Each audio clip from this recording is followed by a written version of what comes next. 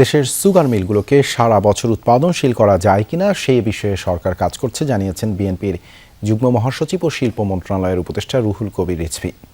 শুক্রবার বিকেলে Natore sugar mill পরিদর্শনে গিয়ে রিজভী বলেন, বাই প্রোডাক্ট তৈরি করে মিলগুলোকে লাভজনক করার পরিকল্পনা করছে সরকার। সেই সাথে বিসিক সম্প্রসারণে স্থানীয় সংসদ সদস্যদের পরামর্শের পাশাপাশি শিল্প স্থাপনে স্থানীয় উদ্যোক্তাদের গুরুত্ব দেওয়া হবে। অনুষ্ঠানে উপস্থিত ছিলেন জাতীয় সংসদের হুইপ ও স্থানীয় সংসদ সদস্য রুহুল কুদ্দুস তালুকদার দুলু সহ নেতাকর্মীরা।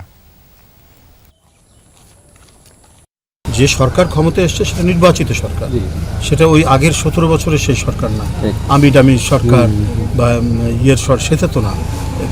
মানে জনগণের কমিটমেন্ট রক্ষা করতে হবে এই সরকারকে, এবং সেই কমিটমেন্টের জন্য কাজ চলছে, দিনরাত কাজ চলছে।